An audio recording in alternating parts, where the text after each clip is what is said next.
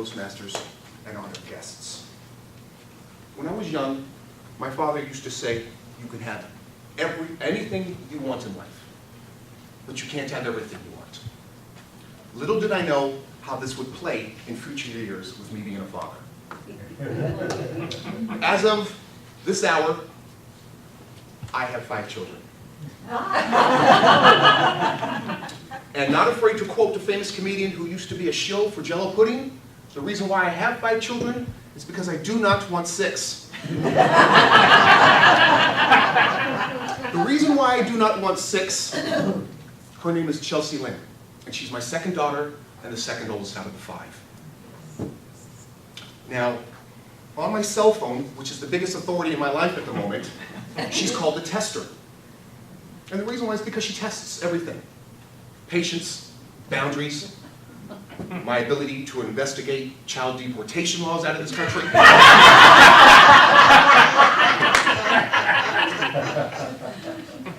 And from the very get-go, she's always been a challenge. When she was a teen, she would come home with the wrong grades, she'd come home with the wrong boys, she would come home with the wrong drama. And now that a year ago, she turned 19, she turned 20, and she gave us an additional gift that went along with that, wrong attitude. We now have a grandson. His name is James, and he's wonderful. But James is also the reason why I do believe in parental curses. Because James is a manifestation, a divine manifestation of a parent's will to strike back at those who've offended them over the past 20 years.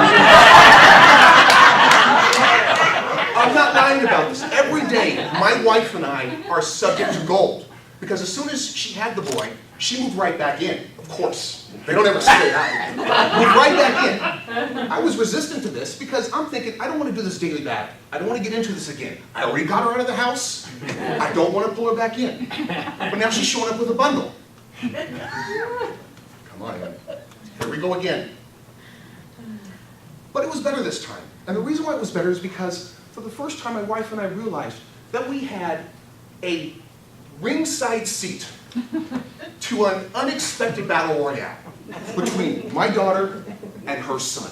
Because that boy does nothing but mentally and emotionally torture her from the minute he walks up to the minute he goes to bed. With us, he's perfect. He's perfect with us. Now here's the funny part. He's gotten so good with her that she thinks that he's doing it on purpose.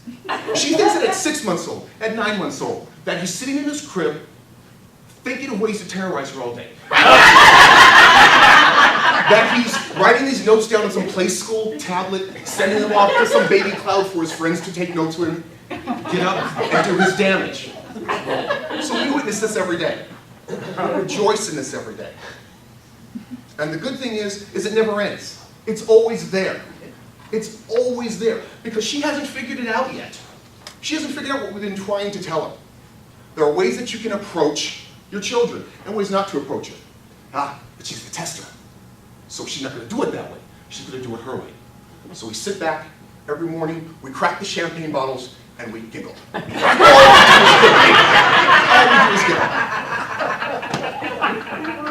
She came to us one day and she said, I don't think James likes me. It seems like everything he does is on purpose. Even the stuff that is unintentional, on purpose. Case in point, 6 months ago, I'm having breakfast with my friends on a Saturday morning. My wife is out getting her nails done. I get a phone call. It's Chelsea, the tester. She's upset and she's crying. Now I'm of 2 minds about this phone call. It's my daughter. What's wrong? What's wrong? But the other side of me is going, it's my daughter. What'd you do? What do I have to leave to come bail you out of? So she proceeds to tell me this story. This is how it goes. About an hour before the phone call, she had just taken James out of the bathtub and taken him into the bedroom, put him down. Now my wife has taught her a 4-step process on this. Those of you who have children, you know what I'm talking about. Lotion, powder, diaper, clothing. That's it. That's all you have to do. Does the tester do that? No. She does too. She does a lotion, she does a powder. But then she does step 5 in a 4-step process. She begins to play with him. And she plays with him, you know, airplane. You know, when you put the little child either on your bottom of your leg or on your knees, you hold him, you spin him. Up and down, up and down, up and down. Yeah, those of you with parents can see where this is going. My daughter's got 2 full glass closet doors. My grandson loves to look at himself. So she turns him around, holds him by his feet, and they're doing, you know, the whole raising thing, and he's giggling. And when he laughs, you laugh, because it's just so funny, and it's so infectious. But on the downstroke, remember, we left out step 3. I'll let that visual just... So she's calling me and in tears.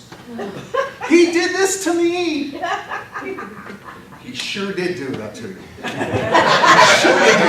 I'm trying not to laugh on the other end. My friends have got no clue what's going on. No clue. They think something's wrong. So I calm her down. I get off the phone. I don't say anything, and I call my wife. I'm laughing so hard when I'm telling her.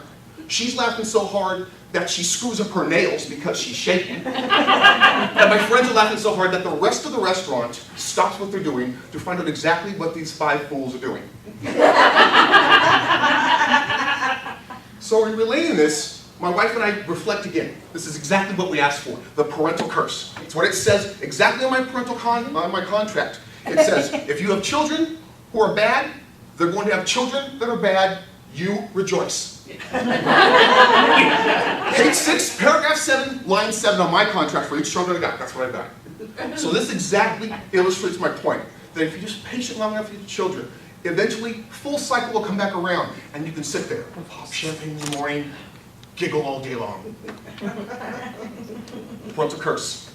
Live it, learn it, know it. Mr. Toastmaster.